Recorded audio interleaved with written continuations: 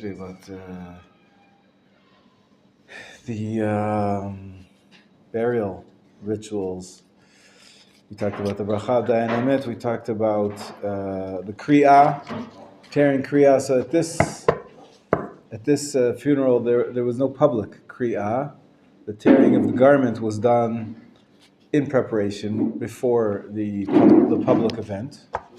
They came to the actual burial after having torn their shirts and having said the bracha. So we didn't hear them recite the bracha. It's a different custom. Different funeral homes, different countries, different communities, they each have a little bit of a different order of the way things are done. And then they brought him in, they brought the body in, and you're right, Gedalia, that for people coming from Chutz La'aretz, it's actually normal to see the coffin being brought in. But in Israel, it's quite rare, because in Israel, there is a tradition. At the end of the Torah, there's a song that you should know off by heart. It's a song that God tells Moshe, teach this song to the Jewish people, so that it be engraved in their hearts, because it teaches us the history of the Jewish people. And it's a warning in so many ways that we should, play our part in the bargain. And it's also, though, a prophecy about the future of the Jewish people, including that we will probably suffer and probably be kicked out of the land, but in the end, Hashem will punish those enemies of ours who have wronged us, bring us back to the land. And the final words of this beautiful poem, anybody know the title of this poem? Start the first word. No, it's before V'zot HaBracha. V'zot HaBracha is the blessings which Moshe gave to the Jewish people. But before that, there's a song. The parsha before V'zot HaBracha is called? Who remembers the names of the parshiot? They're all there on the board, on the wall. They are. The left hand. Sorry? Can you read the name of the last book? It's okay, I'll tell him, sorry. You see the fifth column? That's right. 1, 2, 3. No. On the same page. Back. On the right side. That's right, the last parsha on Devarim. Good. What's the last parsha on Devarim? Go to the end of the list. What? You said the last one. No, on the right. They're right there. Perfect. Yes, now go to the bottom of the list. V'zot HaBracha. Good. And the one before that? Ha'azinu, exactly. Ha'azinu is the name of this song that I'm referring to, this poem. This sort of poetic history, prehistory. It's a foretelling of the future of the Jewish people. And the last 3 words are V'chiper admato amo. V'chiper, kapara, atonement. Adama, what's Adama? The ground. Am, what's Am? Amo. Nation. So his nation, Amo, his nation, somehow will achieve atonement, means forgiveness. It will see, I heard once a cute thing. You can spell it differently. Atonement is at 1 mint. It's an element of rapprochement. You can tell me what that means. Benjamin, you speak French? Oui. Rapprochement. Qu'est-ce que c'est rapprochement? Rapprochement. Coming together again. That's right. Reconciliation. Precisely. So that's what kapara in this context means. What will bring this reconciliation between God and His people? The Adama.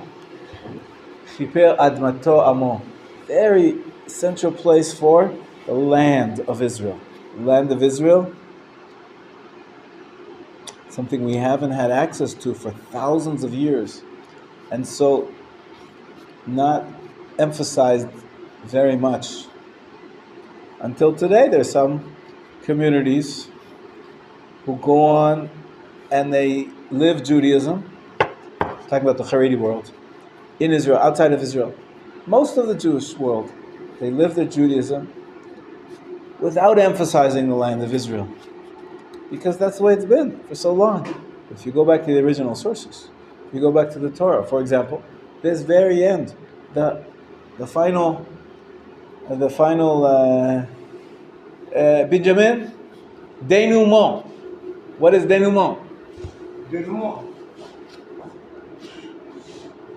Is it not the culmination, like the pinnacle? Absolument, oui. The pinnacle, Ouais. that's right. That's it. I have to teach Benjamin French also. These are words used in the English language. The pinnacle of the history of the Jewish people is V'chiper admato amo. The land is central to this coming back, the coming back of the Jewish people together with God, God forgiving us, God atoning for us through the land. And therefore, there is a tradition in the land of Israel. Each and every person that dies and is buried, as the Torah prescribes, we must bury the dead, in the land, we don't want there to be any separation between the body and the land. And therefore, the burial custom in Israel is you bring the body there's no coffin. No coffin. You bring the body to the grave. There's a shroud, yeah, but on a stretcher. On a stretcher, and you carefully lower the body down, just the body, into the bottom of the grave. It's earth. It's flat on the earth. There is a shroud, of course, but the shroud, everything disintegrates in the end. But this is a tradition out of appreciation of the land of Israel. Outside of Israel, there's a coffin. It's a simple coffin, simple wood. You're not allowed to glorify the dead. The shroud, it's interesting. The shroud can be made out of anything. There is a tradition that it's linen. There's a tradition that it's linen. There was a fight in Judaism, in our tradition, about this, because some people, they're richer and they love their daddy so much, or they want to show us, so they want to make it out of silk or something, an expensive material. And I think it was the great Rabbi Gamliel, the leader of the sages, who said, "When I die, only bury me in the regular shrouds, in the linen, no silk." And this set the tone, really, for the thousands of years. We don't invest. We don't want to aggrandize. That's a English word. We don't want to aggrandize and glorify death. We glorify life. Death, we have to do it respectfully, so usually we don't put flowers on the grave either. It's not a Jewish custom. However, yesterday they did put flowers on the grave. There is a custom in Israel that the army puts on, and various government organizations who want to show their respects.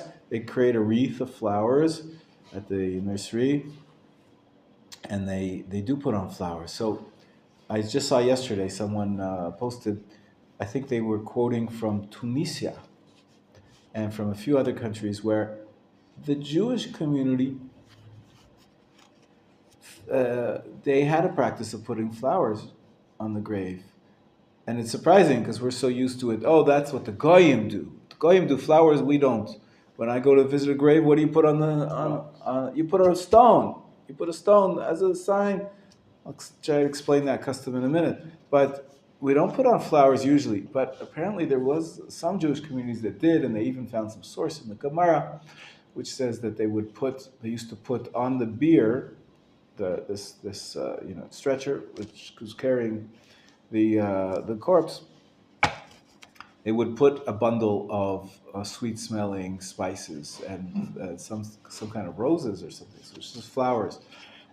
It could be just to get the smell, bad smell away. In the time before they had refrigeration, things could be. But even today, we put, sometimes they do put certain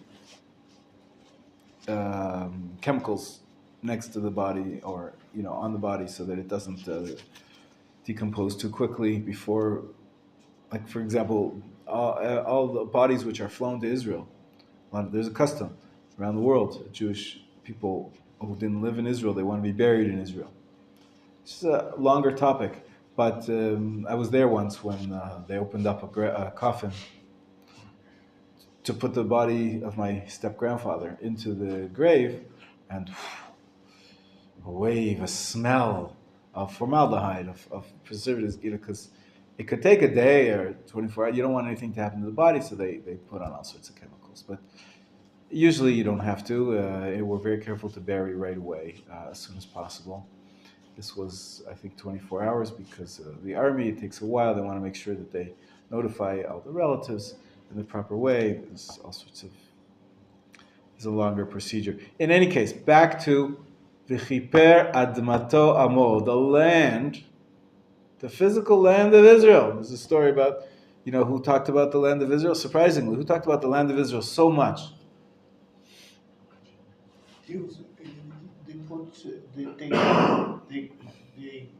They wash the body. Yeah. Yes, they wash the body. I'm going to get to that as well. Usually you wash the body, yeah. It's a special type of process called tahara. Tahara meaning purification. Tahara means purification. But it means to wash the body, right? And some places they even put the body in a mikvah. Very special Kabbalistic practice. Oh. Didn't they do that to the Arizal? Makes sense, probably. That's why the Arizal was so famous. Wow. Okay. Didn't know. In any case, so the idea is that in Israel we bury in the land itself. The body goes into the land itself, and that has a spiritual power of the land of Israel is not just a physical land. Well, we got to live somewhere, so could have chosen Uganda. No, the land of Israel is very special, chosen by God to be for us, for our people, and somehow that's the instrument of. So, Rabbi Nachman of Breslov spoke a lot about the land of Israel, which is surprising because he didn't live here. Zionist? No. This was before the Zionist movement ever began. I mean, he was very into the land of Israel. He actually came and visited the land of Israel and came back, and he was very vocal about how important, how central is Eretz Israel in Jewish tradition. And once he was looking at his students, this story is told. There's a lot of stories about how he taught and about the different teachings which Rabbi Nachman shared with his students. And he's looking at them. Actually, it says who's his main student? Have you heard of Rabbi Nachman of Breslov? Yeah. You must have heard of him. His main student? Ukraine. He was buried in Uman. That's right. He came to visit Israel. No, he didn't really spend much time. He was a Hasidic Rebbe. Not so much. I mean, yeah, of course. But the Hasidim translate the Kabbalah into their teachings, which are in regular language, with a little bit less overt Kabbalistic teachings. It's not really known as a Kabbalist, it's known as a Hasidic Rebbe. And this Rebbe who had a following, and he taught lots of Torah, and all of his teachings, they're called Torahs. He called them Torahs. How many Torahs do we have?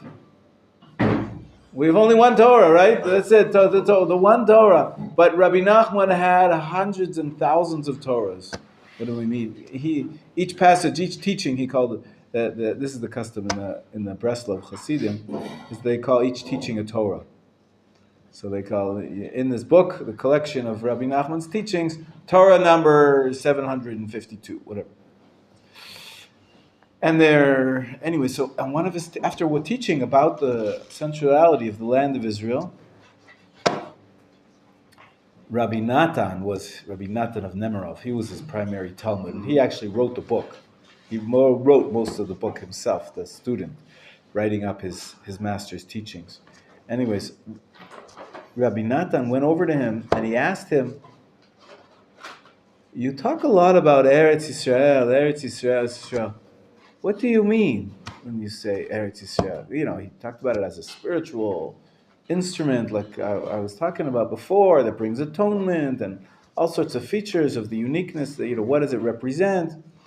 And Rabbi Nachman realized he was not getting through, and he says, "The houses, the land, the earth, the trees, the land."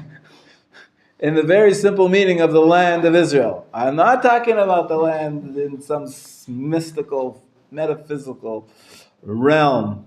The land has power, has spiritual meaning. It was very clear and it's strange. It's a strange concept. We can think, what did we say yesterday? We talked about the holiness of tefillin, object of tefillin. There's 3 holy objects, right? Sefer Torah, tefillin, and mezuzah. Actually, there's a 4th. The 4th is the land of Israel. It's a holy object, the holy land. Have you heard that term, the holy land? It's not only a name of a souvenir shop. Holy Land Souvenirs. It's actually a Jewish principle, a very central part of our tradition, that the land of Israel is holy. And therefore, there is a tradition. In the land of Israel, we don't bury in a coffin. We bury the body straight onto the ground, into the grave. But there is an exception, as Gedalia said. An exception is the soldiers. There was a decision made that Israeli soldiers should be buried in coffins. And unfortunately, in recent few months, we've understood why. We had quite a few funerals. Not much there to bury. A horrible massacre on October 7th. These barbarians took glee. We have this all video footage. There's no argument about it. They with glee they set people on fire. Some of them even alive, and made sure that there's nothing left. Very little. We were left searching through the ashes to try to find some DNA so that the families could know what was the outcome of their. And luckily, they even brought a special machine that they took from there's a factory here in the Shomron, I believe. There's a factory that deals with grains and they package, like peas and barley grains and rice, and it's very hard. You're supposed to separate them out. You're supposed to separate out the rocks because in the harvesting they could get all mixed up. So they made a special machine which can filter and separate out the different sizes, rocks that are bigger than a grain of salt.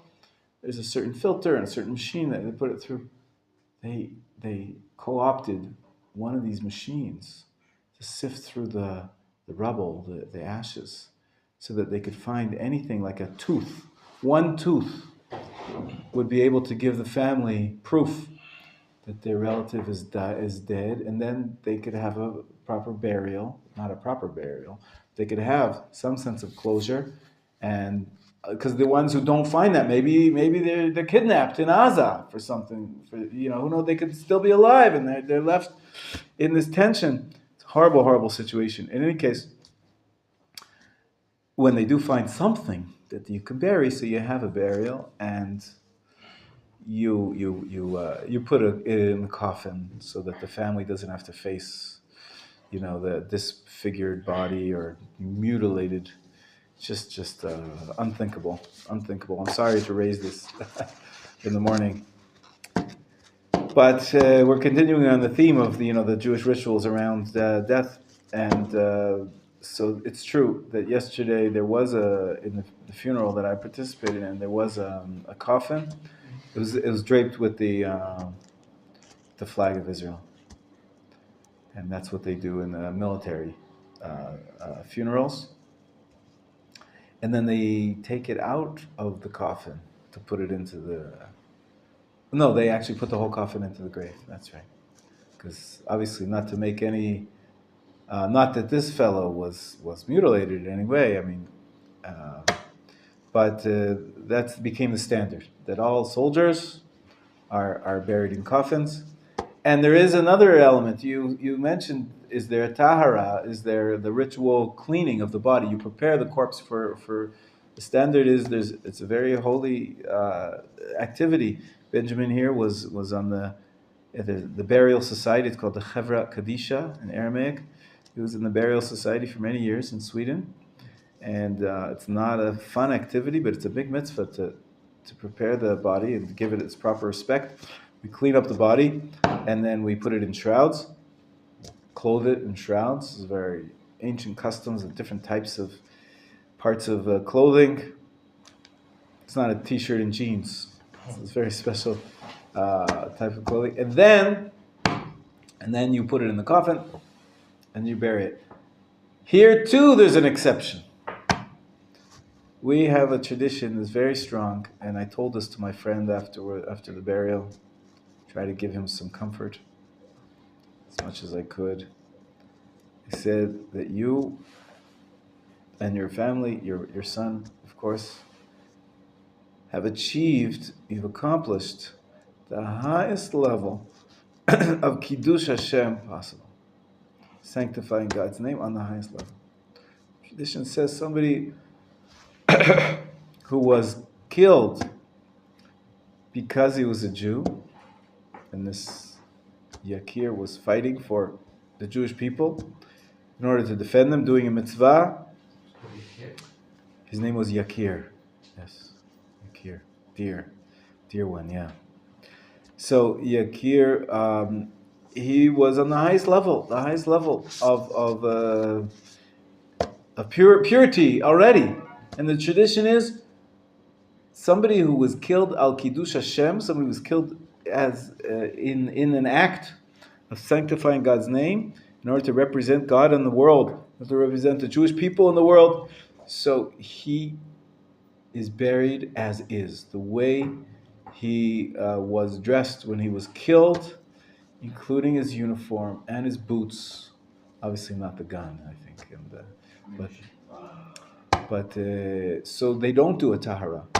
In these special cases of somebody murdered al Kiddush Hashem, that we bury them as they were, because that's their greatest purity is in this act of bravery, which they accomplished when they were fighting for the sake of the Jewish people. And yeah, so that's interesting. I mean, I didn't see that, obviously. So to clarify, Yeah. that funeral you went to yesterday, Yeah. no casket? Or There was a coffin, yeah, So there a is coffin, a casket. plain wood coffin. So casket is normal burial. For Only soldiers. In the land of Israel, only soldiers have a Jewish coffin. people.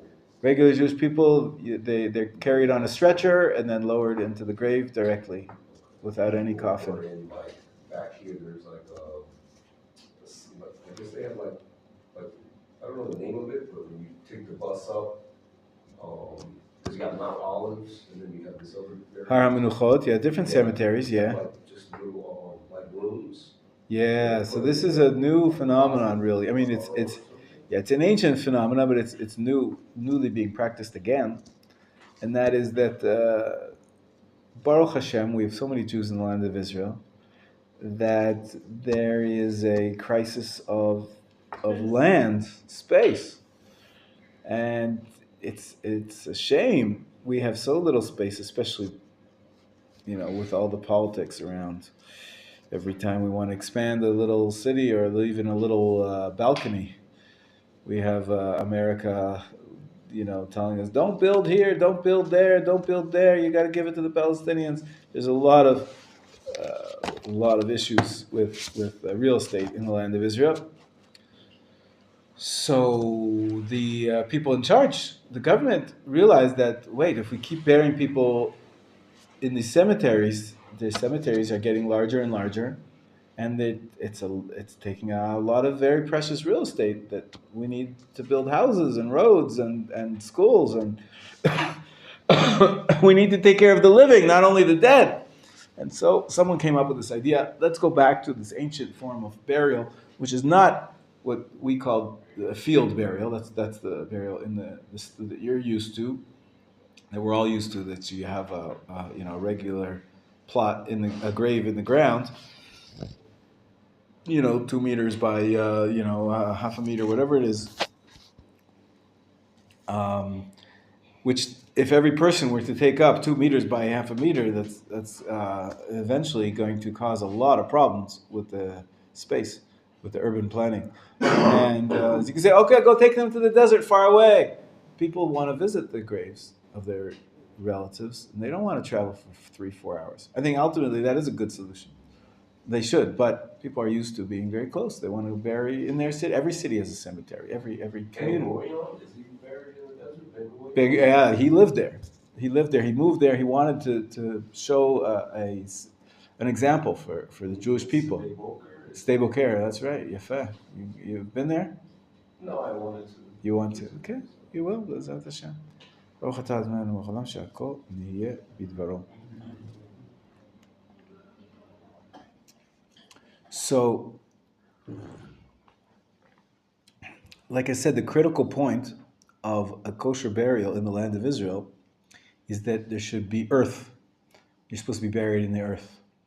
They figured, well, we have lots of mountains. Like, for example, Jerusalem. You see it coming up to the city on the right-hand side. Every time you enter Jerusalem, you see this massive cemetery. And the massive cemetery includes 3 different types of burials. One is the standard field burial. Another one is in the side of the mountain. If you dig a hole into the side of the mountain, well, there's earth there. You're in the earth. It's just you get more per meter, per square meter, because you're going vertical, kind of one on top of the other on the side of the mountain. And so they've developed that system. And then they said, well, wait, that's not enough. If we just took the natural topography of the mountains of the land, that's also not enough. And so they created, this is a groundbreaking, excuse the pun, it's a groundbreaking structure, first in the world as far as I know. They have basically, it's like many, many floors of graves, one on top of the other, and each one there's burial in the sides, and there's an elevator, and it's down into the earth and also above the earth. You can see for many levels, many floors, in which in each floor, each grave has to be connected to the earth, the burial. And so they make sure that within the columns that are supporting the structure, there's earth. So there's always like earth connected all the way from the bottom. It's always all the way to the top floor. It's always you're burying the body in the earth, the land of Israel, even if it's not directly into a field like we are used to. And the rabbis, of course, were consulted on all this, and the rabbis designed the system, devised it together with the burial societies and the people in charge of burial in Israel. More and more, you're getting less choice. So there's a third type of burial, which my sister is buried in. Just about 2 years now. It's going to be 2 years very soon. And a few weeks ago, I got a call. Just wanted to let you know that it's happening. What's happening? She's dead for 1.5 years. What could they be telling me about my sister's grave? Well, they realized another method of saving space is that instead of my sister is buried in the field burial, but instead of burying one per grave, they dig deeper. And they bury inside that 2 by 1 grave, they bury one on top of the other. It's double-decker. It's in one grave. So in the same space, plot of land, you get double. Truth is, in some places, they even go deeper, and they do 3 times. So and they leave space in between one and the other, so that there's land there. So the second one is also is being buried on the land, the holy land of Israel, which gives us atonement. And so my sister was buried, as I said, first, very, very deep in the ground, we covered over the grave and we put on the stone, but we got half of the stone. The other half was left for the next person. And then, as I said a couple weeks ago, maybe a couple months ago already, I got a call. We wanted to inform you that we're burying somebody on top of your sister. She was not married. She didn't have. Usually it's a couple. Usually the couple one on top of that. That makes some logic, even makes some sense. But in this case, my sister died single. She was never married, and we knew this was going to happen. And then they told us, and they did. They buried somebody on top of her. Now I haven't been. I'll see it in a month, but probably there's a second name on the same stone. I don't know exactly how they do it. They take the same stone off, or they do it on the place. I don't know how they engrave in the cemetery, but they have their systems. Anyways, that's burial in the land of Israel, and especially for people that are martyrs. A martyr, somebody who's killed al Kiddush Hashem, and there's some special rules for that. And the funeral was special, as I said. There was the shooting, the salute, and there was the army, and the wreaths of flowers, which is a little uncommon, but there has some precedent for it. It's not forbidden absolutely, as long as we don't glorify the dead too much. It's if that's the community's custom, it's okay. And this afternoon, I'm going to go visit my friend, and I'm going to go do nichum avelim. What does that mean? Comforting the mourners. So mitzvah, he's sitting shiva, as we said yesterday, the first stage of mourning. It's still on the board. And the custom is you go visit and you comfort them. We'll talk about that a little more afterwards, yeah. It is not allowed to take the sand or land for Israel abroad. That is the custom. In Is most it Jewish legal? communities, yes, this is allowed. Yeah, a lot of people who live in they live in Washington, or they live in India, and they know they're Jewish and they believe in the holiness of the land of Israel, and they want to be buried and atoned for in the land of Israel, but they can't. They can't afford to fly the body to Israel, or they don't want to because their mother or their sister is buried in Toronto or in London. So they want to be buried in London, but they want to have the privilege. So a lot of burial societies provide the service is that someone brings some earth from Israel and they put it in the coffin. So at least by the way, the coffins in the land of Israel, the coffins that they do allow to use for the rare exceptions, they put holes on the bottom, so that at least, even though there is a coffin, there will be some kind of touching. It's physical touching, but it's somewhat connected to the land, and it's not an absolute separation, even though everything rots ultimately. And I took land, but you feel it's illegal to steal earth? somebody told me, I say, I don't care. I'll take it. Okay. I know you're not allowed to smuggle illegal things, explosives, and you have to declare things of value. But usually sand is not worth more than a few pennies. And I think you can get away with it's organic materials that might be difficult. You're not allowed to take it across borders because they can spread diseases and so forth. But just earth with nothing in it, I don't think it's illegal. And I did it, but I was. And you did it. I was scared. Did you go to jail? No. They didn't catch you. I was clean as ever. Okay, Baruch Hashem. Anyways, I think enough about death and dying, right? Let's. Although there is a special. I want to show you one more thing about. While we're on the topic, our topic is brachot, and our game. We're going to play a game now about brachot. There's different types of brachot. But before we do, I want to show you a little bit about the special brachot about Birkat HaMazon. Not everybody does this, but my friend he had 3 boys, now he has 2 boys, but he still has a zimun. It means they have 3 people for a zimun. Remember we talked about the zimun, the special invitation to say the Birkat Hamazon together. Say the benching together. What page was that on, the benching? It's on 1059, right? Yeah, see that? So that's the regular zimun. Let's practice it here now, okay? Chanach, will you lead us in the zimun practice? We all answer, Yehi Shem Adonai Mevorach Me'ata V'ad Olam.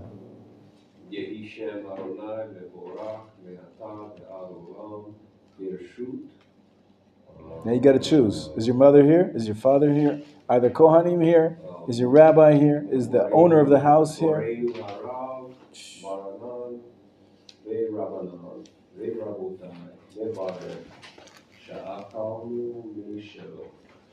Baruch she'achalnu mishelo uvtuvo chayinu. Chayinu. Chayinu. Baruch she'achalnu mishelo uvtuvo chayinu. Well done. Baruch Baruch Shemo. Well done. Very good. Yafeh. That's the normal Birkat Hamazon. However, if you look at the introduction, the top of the page, it says, in a house of a mourner, in the second line on the introduction there, when there are 3 or more men, see page 1146. So everybody turn, please, to page 1146. 1146, there's a very special Birkat Hamazon or Zimun, or some changes to the Birkat Hamazon, which is said in the house of a mourner. I imagine my friend will be saying that with his sons. Page 1146. Let's pretend we're them, out of sympathy with them. So it goes as follows. Answer me, okay? Rabotai nevarech.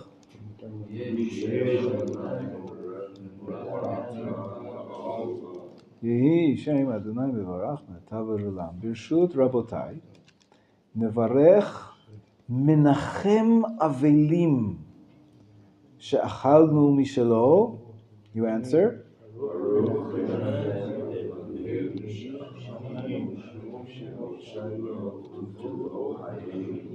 Baruch Menachem Avelim she'achalnu mishelo uvtuvo chayinu. Menachem Avelim. What does that mean? Menachem means? Comfort. We said it yesterday. Nechama. It's on the board. Right? We had a few. The comfort is Nechama. Tenuchamu min hashamayim is the Sephardic traditional 3 words addressed to the mourner. Or Hamakom Yenachem etchem. The place, meaning God will comfort you. We said my name and Rav Listman's name is Menachem, a comforter. Comforters. We are comforters. We are Menachamim. So my friend is going to say, Baruch Menachem Avelim, comforter of mourners. Who was really the comforter of mourners? Hashem, of course. Hamakom. I'll be saying that later this evening. Ezrat Hashem, that's my plan. Go with my wife, and I hope it's not as crowded as yesterday. The funeral, there were over 1,000 people, in my estimation. Over 1,000 people. What's the city? It was here in Har Herzl, yeah. Aye, so many fresh graves, so many soldiers in this war. It's horrible. Yeah. I'm 26. Can I jump on me? You can try. You can try. It's very hard after the age of 23, but it's been done before. Usually they don't take you.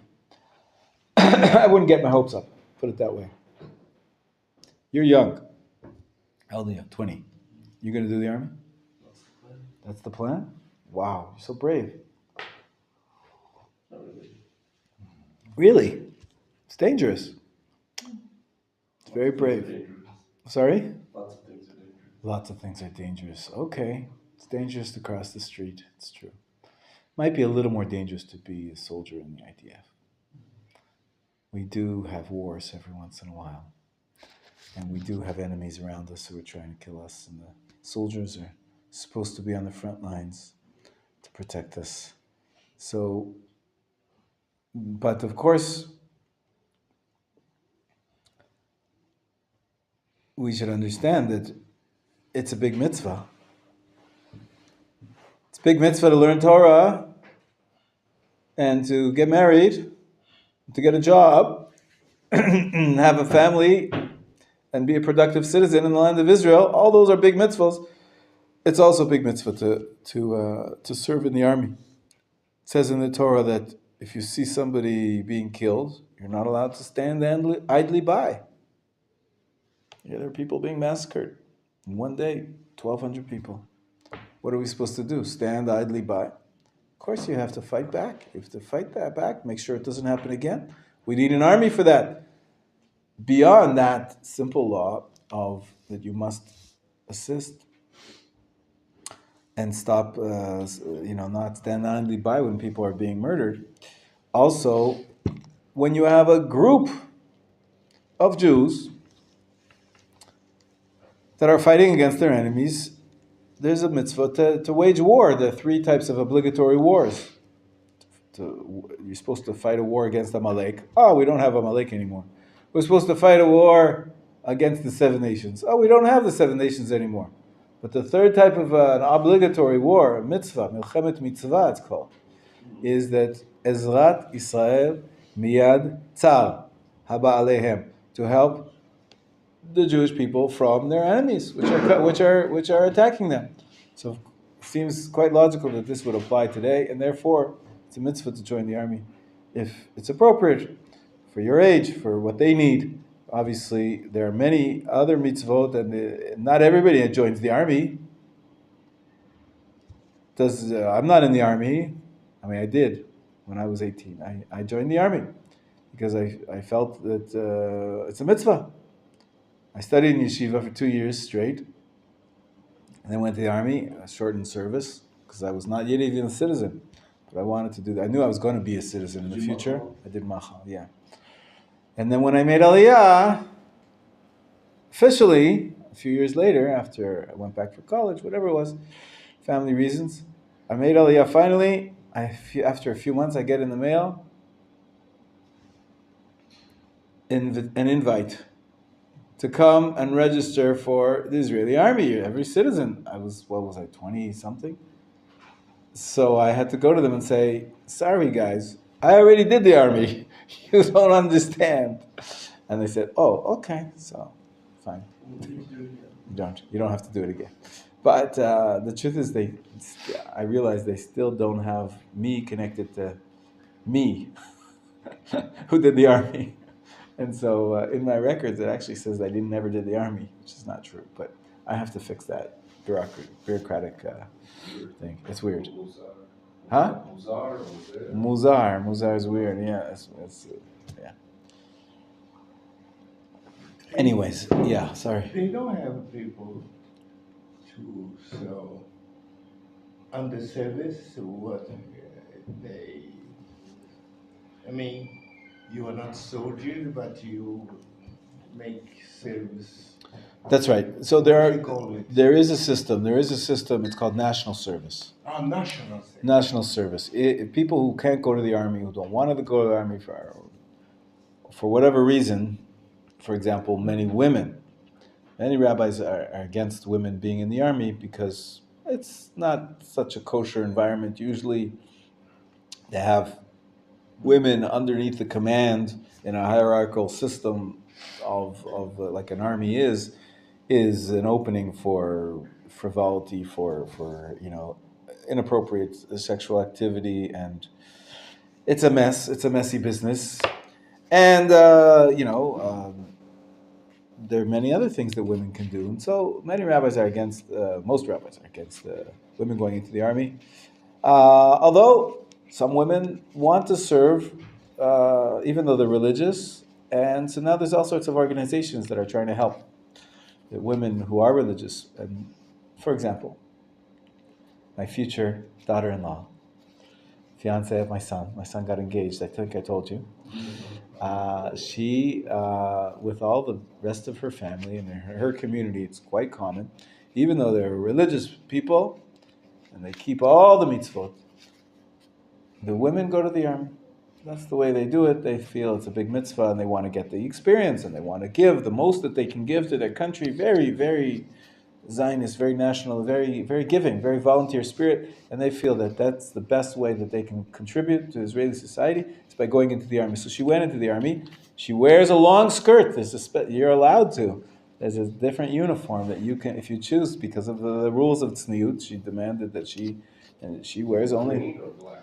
It's green. It's green. Yeah, she wears a green uniform all week long, and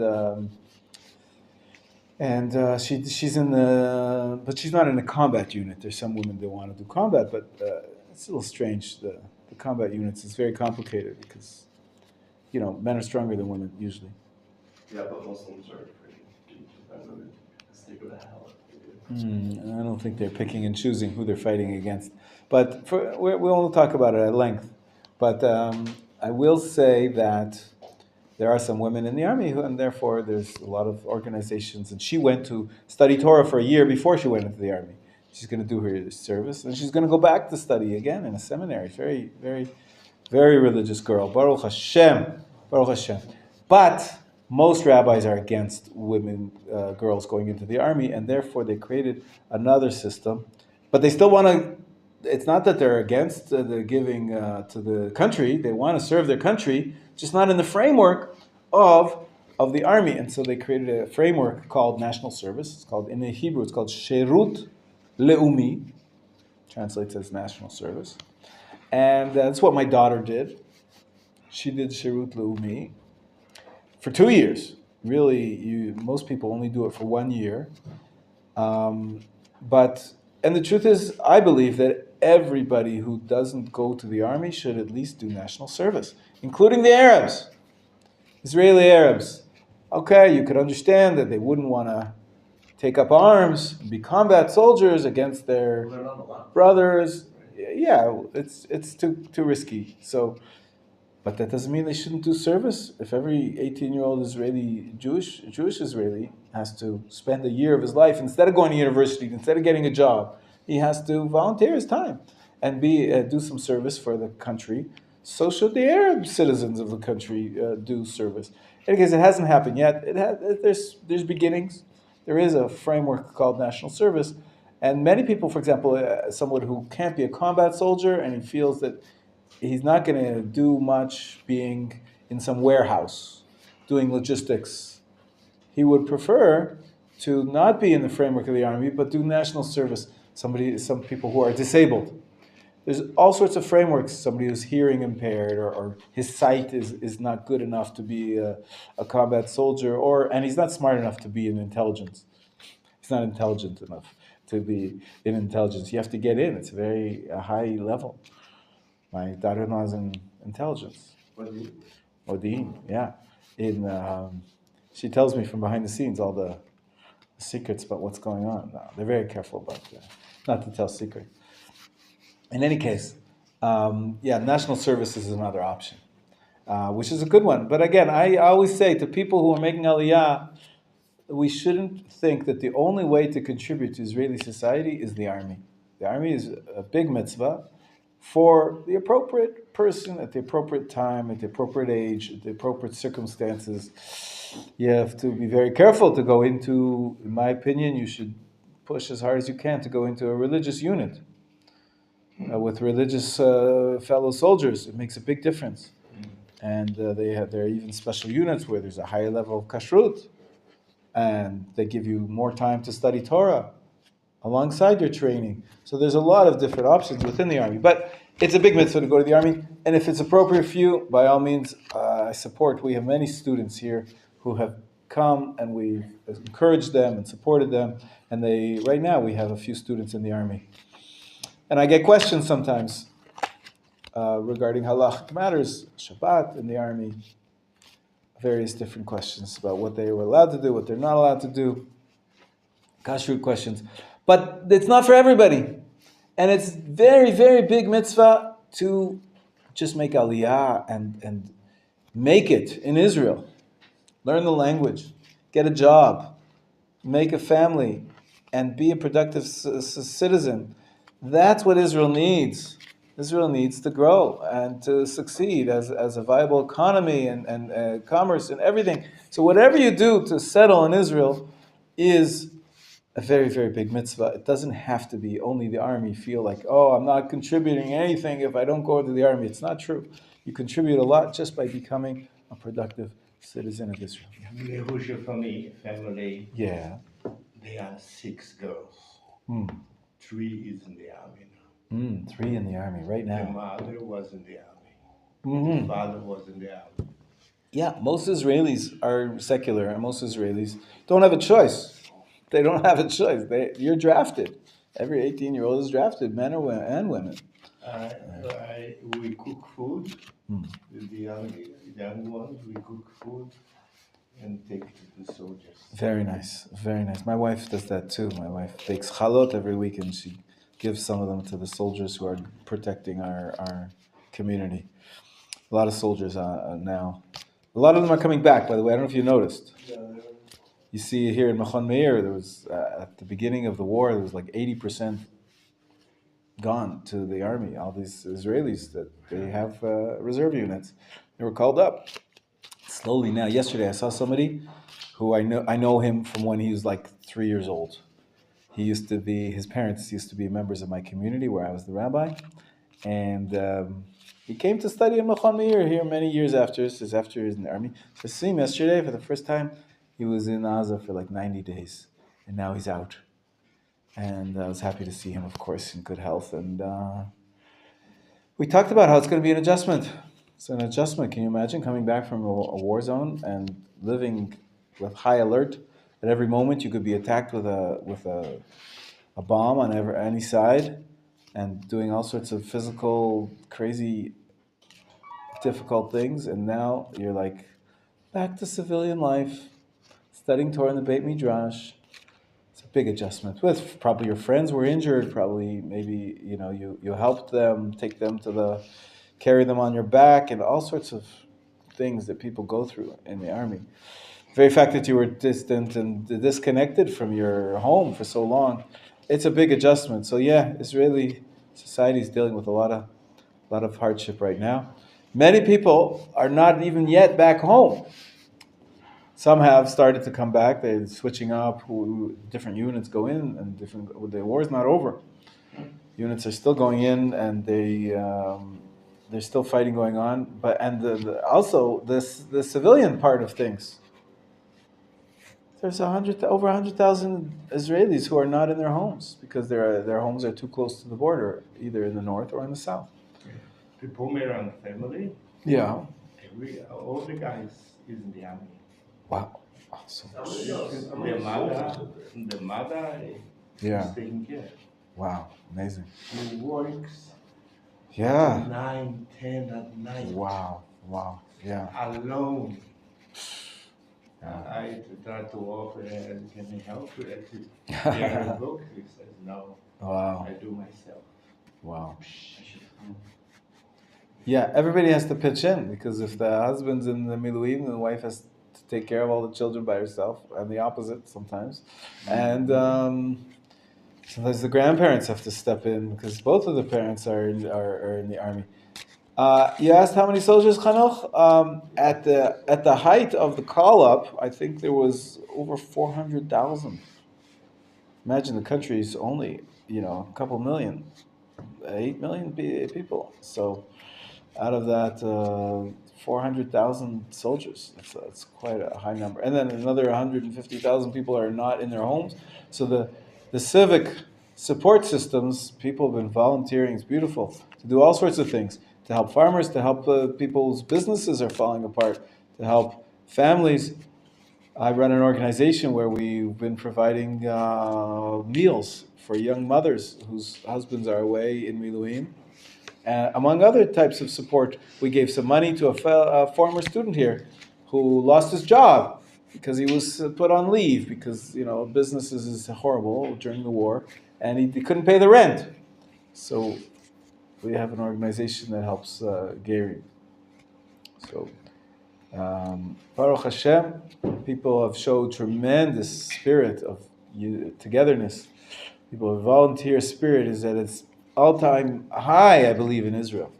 It's really one of the silver linings of this horrible war is that the people have shown up and shown tremendous bravery, of course, of the soldiers, and bravery on the civilian front as well, and volunteer spirit. Giving, very giving people volunteering. My son, for example, is a soldier. He's actually getting out now in another week and a half. He did 2 years. Oh, he did in the past. He finished his army service. He was called up. He's 23. He finished 2 years ago his army service, and now he was called up. He's been in the army for 3 months straight. He was otherwise his usual. He missed his first few weeks of college. He's going to college, and he's learning in yeshiva at the same time. He's missed 3 months of yeshiva. But he's doing his duty. Anyways, he had to get there back and forth from base, from the Lebanon border. He was not in Gaza, he was on the Lebanon border. And it's a war there. It's crazy. Bombs every day, all the time. Anyways, and he said, whenever he needed to get home, there's an organization. You call up and say, I'm a soldier, I need a lift. We live about 3-hour drive, at least, from there. And there are people that are volunteering to drive them. He was driven by a few different people. Each one telling how they don't, for whatever reason, their work is not, one of them was a tour guide. Oh, there's no tourism now. He said, okay, I'm volunteering my time. All the gas, all of his time. He drives thousands of kilometers, all for free, to take soldiers home to their bases, from their bases. People making food, people doing, raising money for all sorts of, winter gear for the soldiers, and such a lot of volunteering spirits. That's a silver lining, but hopefully we'll be victorious, and Hashem will beat down our enemies, help us beat down our enemies, and free the captives. Let's just one more thing to show you on page 1146. I was showing you the special Birkat HaMazon for the Avelim, for the mourners. So we saw that the Zimun has changed a little bit, a few extra words. Page 1146. Menachem Avelim, right? And then, if you go down, the next line says, continue Birkat HaMazon until before Uvnei Yerushalayim, and made Jerusalem. And then you add this. Look at this. There's a new form of the third bracha. The third bracha usually ends with Uvnei Yerushalayim Ir HaKodesh B'mehera V'ameinu Baruch Atah Hashem Boneh Berachamav Yerushalayim Amen. Right? You know that, right? Because you say Birkat HaMazon. Here, the Avelim have a special version. It says Menachem Hashem Elokeinu. Comfort. Shmuel, you read it for us in English? Comfort, O Lord our God, the mourners of Jerusalem, and those who mourn here. Grant them consolation in their mourning and gladness in their grief, as it is said, as a mother comforts her son, so will I comfort you, and in Jerusalem you shall find comfort. Blessed are you, Lord, who brings comfort to Zion, to the building of Jerusalem. Amen. Amen. Beautiful. See that the ending is Baruch Atah Hashem, Menachem Tzion B'vinyan Yerushalayim. Amen. This replaces Boneh Berachamav Yerushalayim. Here we add in the words Menachem Tzion. I guess I like this bracha because of my name, right? Menachem Tzion. B'vinyan Yerushalayim. And then you go on and you say the next bracha. The next bracha usually starts the same way. I'll read it. Follow along with me. It's the fourth bracha of Birkat HaMazon. We've covered this before. Baruch Atah Hashem. You see where I'm reading? The last paragraph on page 1147. Baruch Atah Hashem, Elokeinu melech haolam. Hakel avinu malkeinu adirenu borenu goalenu yotzirenu kedoshinu kedosh Yaakov rainu rai Yisrael HaMelech. Here it's a change. There's a new version for a mourner, for the 7 days of mourning. Hachai, hatov hamitiv, Kel emet, dayan emet, shofet tzedek, the true judge, the true king, לוקח נפשות, sorry? לא, הוא סיפר לי שיש לו פגישה במשרד הרישוי, כן. מתי הוא יצא? אני לא יודע בדיוק. אבל היה הבוקר, סיפר עליו בבוקר? לא, הוא שלח לי הודעה. הבוקר. הבוקר. תודה רבה. בבקשה. לוקח נפשות במשפט, who takes back souls in judgment. We saw the theme of the funeral yesterday was that we accept God's judgment. As much as it's painful for us to face the death of our loved ones, we declare God is just. V'shalit be'olamo la'asot bo kirtzono, and He rules the world according to His will. Ki chod rachav mishpat, all of His ways are just. Anachnu ma ba'avodav, we are His nation and His servants. Al hakol anachnu chayevim lehodot lo levarcho. About everything we have to thank Him and bless Him. Wow, what a hard thing to say after losing your son. We have to thank you and bless you. Goder pirtzot Yisrael, hu yigdor et hapirtza hazot me'aleinu. He who repairs the breaches of Israel may repair, please, we're asking Hashem, repair this breach in us. Chayim u'leshalom, so that grant us life and peace. Hu yigmalenu la'ad. Chen v'chesed v'rachamim v'chol tov u'mikol tuv le'olam al yechasreinu. Amen. That's the end of the fourth bracha. So we can see it's a special version of the Birkat HaMazon in a house of mourning. To tell you the truth, many people do not recite this. It's only really done if you have a zimun. Not everybody has 3 men who are avelim. And even if you do, many people don't even know about it, or it's just not the custom of that community. But it is a very beautiful prayer, and I'm going to ask later, see if my friend does this with his sons. It's not even in every siddur. This siddur has it.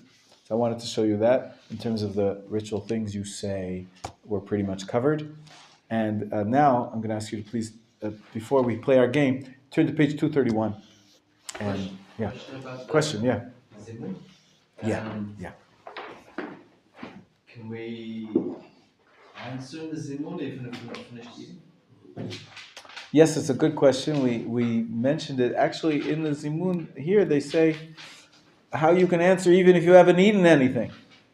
But if you have eaten and you're just not finished yet, so usually what you do is you answer, you stop eating for a moment, you answer, you listen to the zimun, you participate in it, and then when the zimun is over, you can continue eating until you're finished eating, and then you say your Birkat HaMazon. Yeah. Is it true if there are 3 persons, but I started the Birkat HaMazon, then Simon cannot be saved? Correct. That's correct. You have to have 3 that have not yet said their Birkat HaMazon. If one person starts by accident, he didn't realize there was 3, you're only left with 2 and there's no zimun. Okay? Sorry, that's the way it works. Ha'achenu kol beit Yisrael. Ha'achenu kol beit Yisrael. V'natuni b'tzara, b'tzara u'b'shivya, עומדים בין בים ובין ביבשה. אחינו כל בית ישראל, אחינו כל בית ישראל, הנתונים בצרה, בצרה ובשביה, עומדים בין בים ובין ביבשה. אמר כל העם רחם עליהם ויוציא צרה ויפל לאורה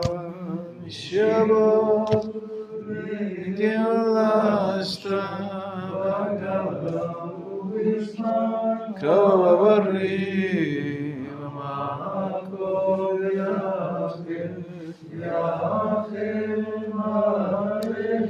יוציא מצר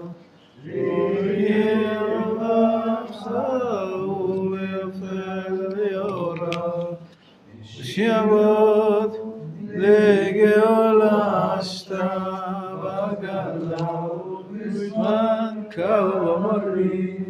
Amen. Here, pass this around as a set. Pass it to the next guy. Pass it down. I'm sending over. Everybody gets 4 cards. 4 cards. If you don't have 4 cards, let me know and I'll give you another one. But this should be okay. Don't show anybody else your cards. You can look at your own cards. And the way to get cards, the point is that you should get 4 of each kind of card. This is a little bit different game than the one we've played before. That's it? It's enough? Everybody got it set? Okay. So these cards, you should have 4 of each one. But you don't. You only have 1 of each kind, right? So if you're lucky, you got 2 of each kind. You got to get the rest. So how do you get the rest? You have to ask somebody around the room. We're going to go around the room. Everybody gets a turn to ask somebody. And when you ask them for a card, so do you have, for example, the bracha on cake? Just for example. And if they say yes, then they have to give it to you if you recite the bracha. You have to say it. And then they'll give it to you. And then if you have 3, then you ask them, do you have more? Or maybe you want to say, I don't think you have more. Ask somebody else, see if they have any more. If they do, they have to give it to you if you recite the bracha. Okay? Is it based on the picture? The picture is appropriate with the bracha. That's right. Underneath is based on The categories underneath. Yeah, the categories underneath. Yeah. Okay, so I'll start. So I'll just show you as an example, okay? I have this card. This is a rose. Vered, it says. Vered. So I'm going to choose Chanoch. Do you have a Vered? You do? Okay, so I'm going to recite the bracha and you'll give me the card. Baruch atah Hashem, because we're practicing, so we're just going to say Hashem, not God's name. Baruch atah Hashem Elokeinu melech haolam. You can read it if you want. You don't have to recite it off by heart. Borei atzei besamim. So now you give me the card because I said it properly. This is a bracha on smell. But you're trying to get a pair. You're trying to get a set of 4. There's actually 4 of these. Now I get another turn and I get to ask anybody else. Let's see, who am I going to ask? Benjamin. Do you have this card? Do you have a vered? Do you have a rose? Block not. You do not? No. No? No.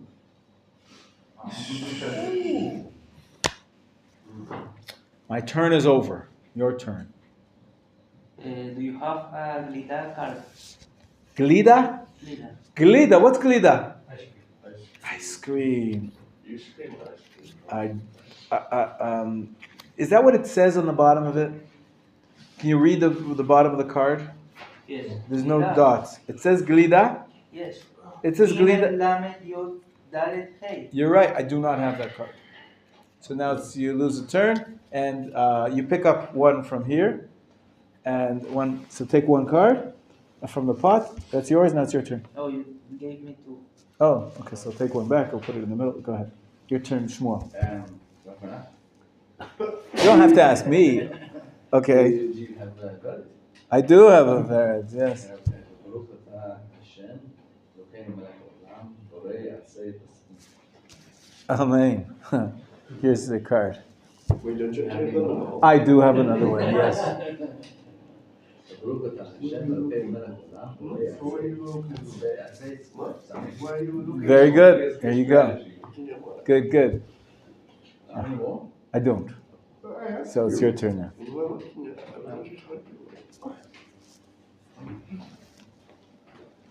Somebody's watching, they can enjoy. Oh. In Vered. Hebrew? What do you say? I don't know. Vered. Red. Okay. ברוך אתה השם אלוקינו מלך העולם, בורא עצה ושמיים.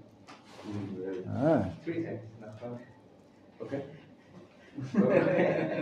ברוך אתה השם אלוקינו מלך העולם, בורא עצה ושמיים. ברוך אתה השם אלוקינו מלך העולם, בורא עצה ושמיים. Fema, you got the first set. Okay. You get another turn now. You choose anybody you want and any set.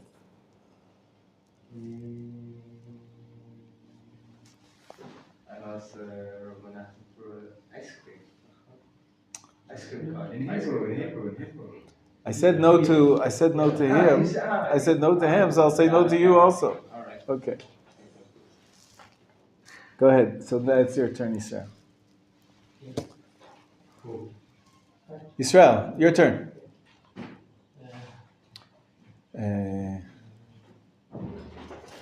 It's forbidden saying no if you have the card, right?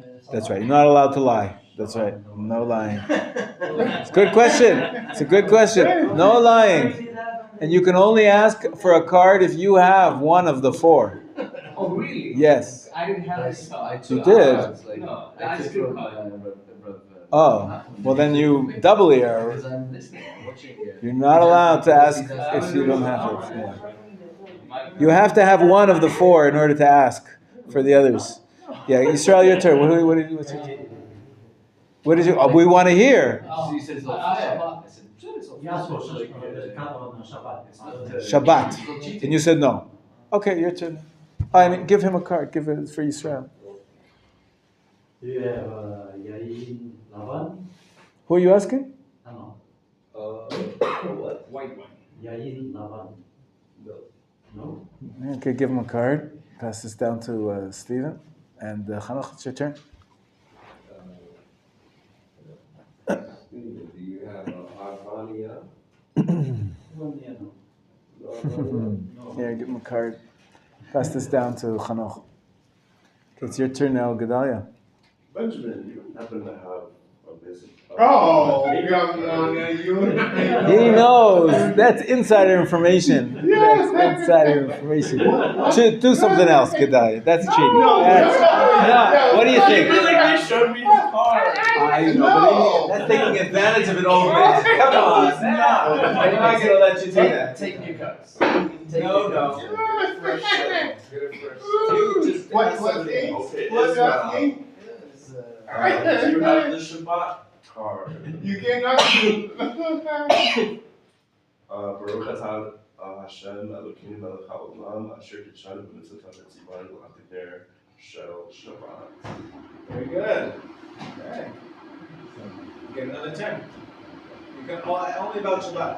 You can ask him or anybody else. Yeah. Would you happen to have the Shabbat card? No. Okay, Benjamin's your turn. I think you should ask him from his own. Ask. That's not fair. It's not fair what you tried to do. It's funny. That's a lot. He was cheating. Oh, yeah. Punishment for cheating. Right, Yes. Okay, but in order to get, So you have to say the blessing. you have to say Oh, sister. recite it.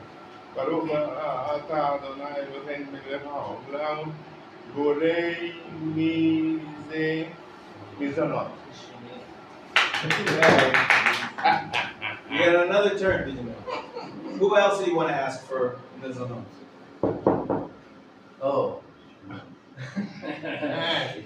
You have Mizanot. Has to be about Mizanot. mizonot, Yes, Uga. Oh. uga. So. So say the bracha. Baruch atah Adonai Eloheinu melech haolam. May I help you? Minei. Minei mizonot. Well done. Well done. That's the Oh, what? I know. It's only Uga? Uga, only Uga. Uga. No, in this card game, obviously. Uga. Pretzels is also Uga. Uga. You have to choose someone. Choose someone to ask. You choose one person. Who you want to ask for another Uga? Steve? Steve, you are Ah, okay. All right, my turn. My turn. Okay, I didn't leave myself cards, but now I have cards. Sorry. Okay, my turn. Hey, wait a minute. Shabbat. Kitalia. Baruch Hashem Elokeinu melech haolam shekishem estav tzivanu ladlik ner shel Shabbat. 1, 2. Hey, you already said you said the Share is bracha once. It's Mitzvanu, say it again slowly. Sher kitshanu b'mitzvotav v'tzivanu lehadlik, to light, ner shel Shabbat. Why'd you only give me 2? I did give you 2. You didn't say the bracha twice. Baruch Hashem Elokeinu melech haolam shekishem estav tzivanu lehadlik ner shel Shabbat. I actually did say it twice. Can I repeat? Eov, do you have Shabbat? What does that mean? Yeah, I already asked. Did I? All right, I lose. Go ahead. Your turn, sir. Do you have any halal card? The challah. Challah, yeah. Challah bread, challah bread, challah milk. Oh, okay. Shmuel. Okay. I'm not. Do you have He does, because he asked. Okay. Let's see, what's the bracha on challah? Okay. Okay. Your turn, Yov, your turn. Shmuel. Yeah. Shmuel Akel. No, that no. No. Challah. There you go. Say the bracha. Baruch Hashem Elokeinu melech haolam. See that? Baruch Hashem Elokeinu melech haolam.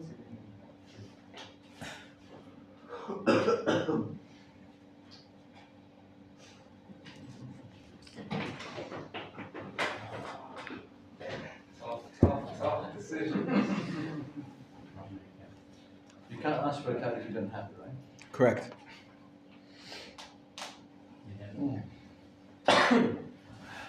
Spin you. Me? You Those fine? cards. Challah.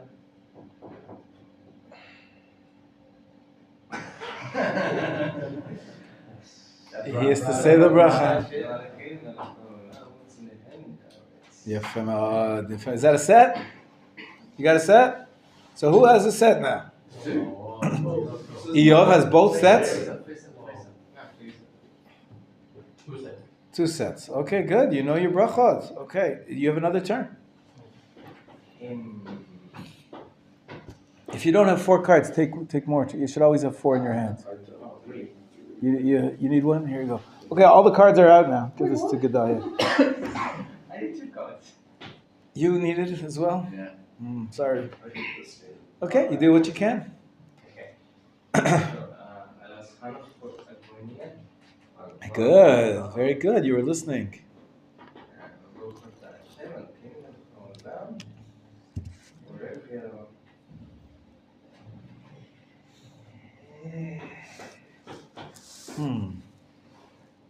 Shmuel? Yes. Admonia? Okay, Israel. Your turn. What are you asking me for? Shabbat. Let's hear.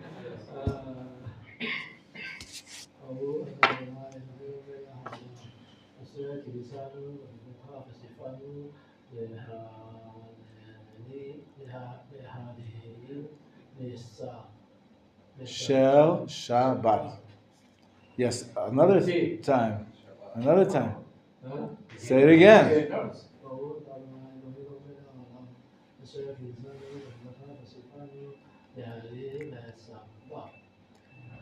Good. Another time. Say it clearly. Lehadlik ner shel Shabbat. Shel Shabbat. Yeah.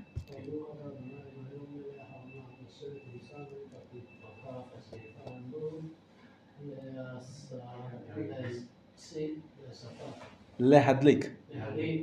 Lehadlik ner shel Shabbat. I give it to you with a blessing that you will never say the blessing again. Why is that a blessing?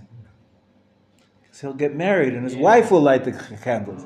Right now he's not married. He has to say the blessings. He has to light Shabbat candles. But when he gets married, his wife will. B'ezrat Hashem. He should find a wife.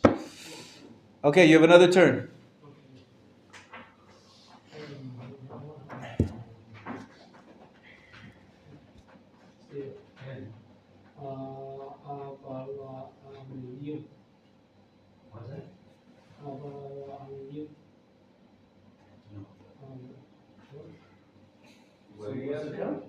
I don't understand what he's saying. The word. What's the word you're saying? What is it?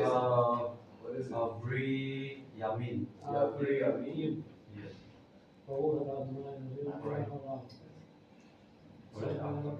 Show me. Oh. Ovrei Yamim. People who fly overseas.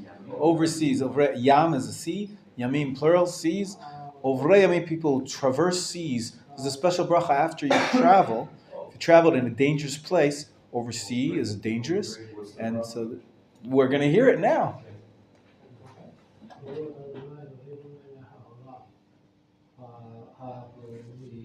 Hagomel.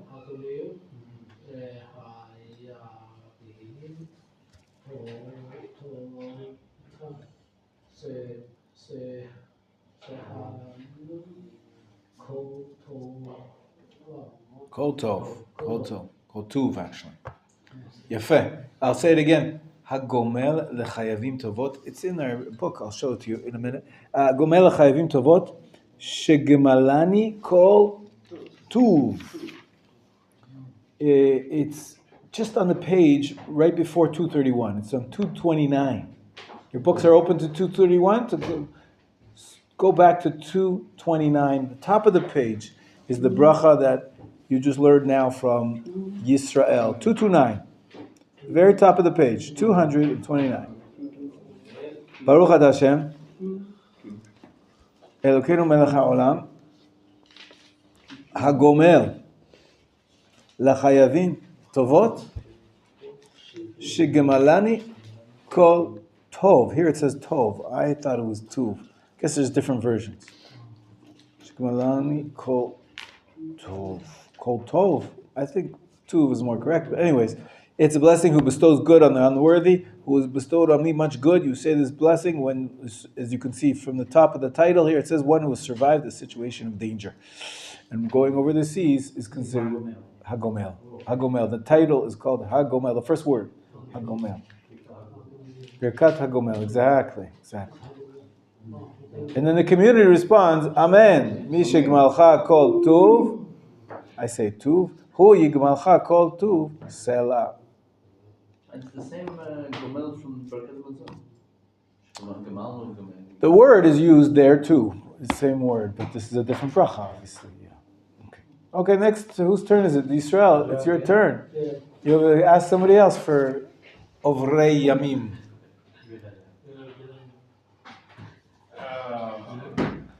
Hey, didn't say it. Say it.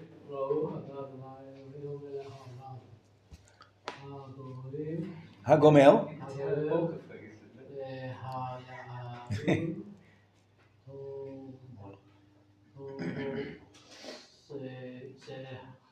Gemalani. Gemalani. Amen. Give him the card. Okay. No more left. You do it. You have what you have. His name is Amram. Yes. Say it. Say it again. I don't know.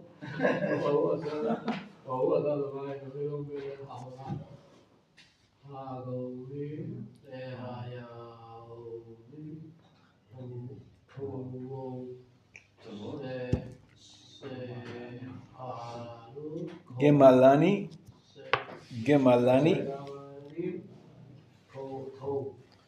Amen. Do you have a set? Oh, Yeah. amazing. I don't know. It's a miracle. Baruch Hashem. Yes. You have two sets? And you have us two sets? gosh. You have another turn. You have another turn. Go ahead. Yeah, go ahead. Go ahead. Another turn.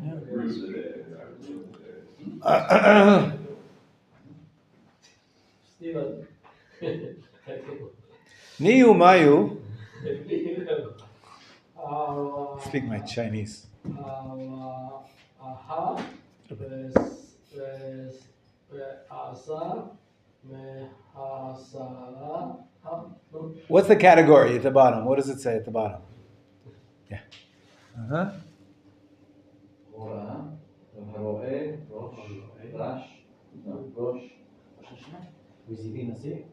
Memshala.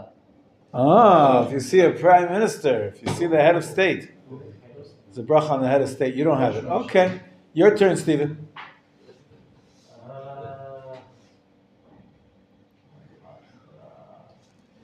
Benjamin. Benjamin. What? What? What?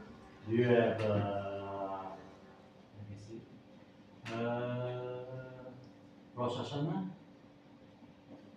Oh. No. Benjamin, you have Ugot. Ugo.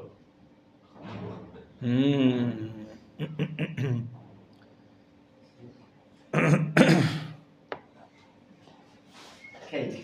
Too good. Okay. Cake.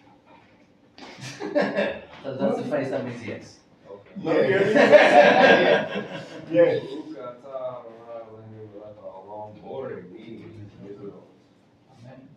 Wait, I thought you already had the sun. Do you have? Yeah. Oh, you mine? Me? Set? Yeah, I thought you already had the sun. No. He didn't have all four. He had one of them. Oh, yes, more there. Ask him again. Gotta say it again. No. Yes. Or a mini Israel. Maybe ask more. Do you have another one, Benjamin? Or a mini Israel. Mine. Mine. The emphasis is on the latter part of the word. Mine. Not mine, not like mini. It's mine. It's types of, species of. Types of. Mine is types of. Mizonot is, a grain product. Mean is like one type. Mine is possessive. Oh, Oh, you got a set? yeah. Okay, you get another turn then. Okay, go ahead. Do you have No. I Oh, no. Okay.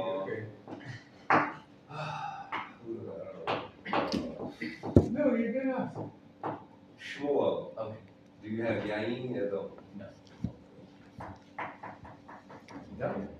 Okay, whose turn is it? Steven, do you have Rosh Hashanah? Yeah. Baruch atah Hashem Elokeinu melech haolam she'achrianu v'kimanu v'hikianu b'tzman hazeh. Yafeh. Okay. Eov has that guilty look. I don't know why. You have cards? You have cards. Rob, do you? I do. Baruch atah Hashem Elokeinu melech haolam she'achrianu v'kimanu v'hikianu b'tzman hazeh. There you go. Apple and honey for you. One more.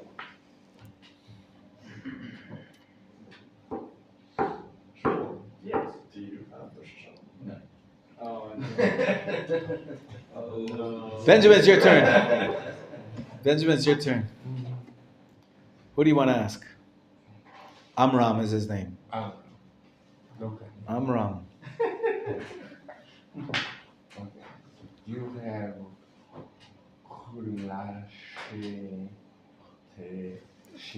Shenitrape. Chole shenitrape. A sick person who got healed. No? Okay. So it's my turn. Okay. Stephen, do you have Yain Lavan? Yeah. Thank you. Baruch atah Hashem Elokeinu melech haolam borei pri hagafen. Shmuel, do you have Yain Lavan? No? Okay, your turn. Amram, your turn. Thank you very much. Gedalia, you have Rosh Hashanah, right? I knew it. Four times. You gotta say it 3 times to get the 3 cards. ברוך אתה השם אלוקינו מלך העולם שהחיינו והקימנו והגיענו לזמן הזה.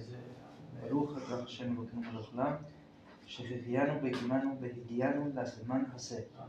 ברוך אתה השם אלוקינו מלך העולם, שהחיינו וקימנו והגיענו לזמן הזה. All right, you got a set. Very good. You got another turn. Keep going. 2 minutes left, guys. Steven, you have Lida? No? No. Okay. Shmuel. Who has cards? Everyone has cards. Everyone has cards. Is that Arctic?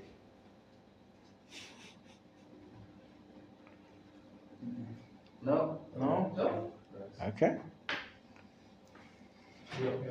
And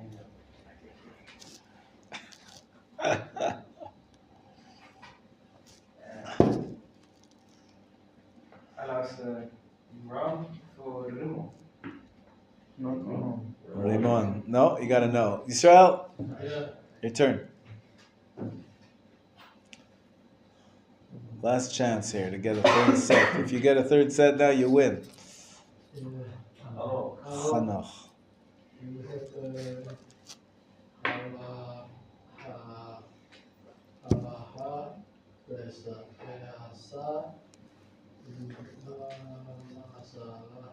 Do you see the words?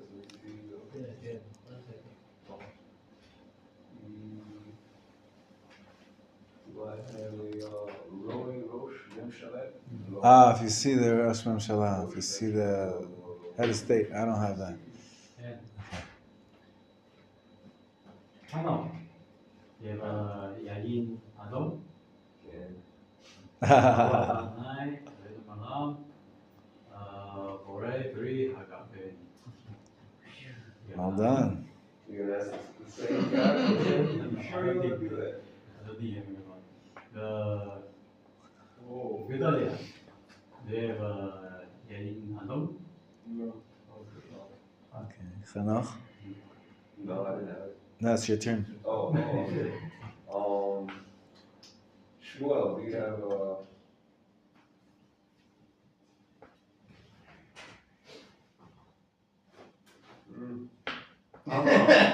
Amram. you have Amram. Arctic?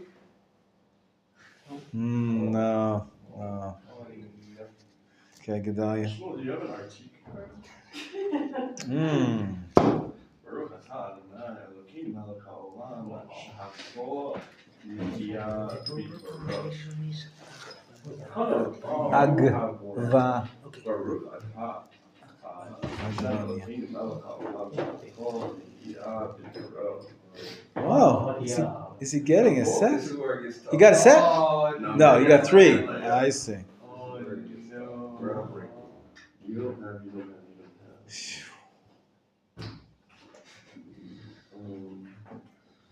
I don't believe you. I don't believe you.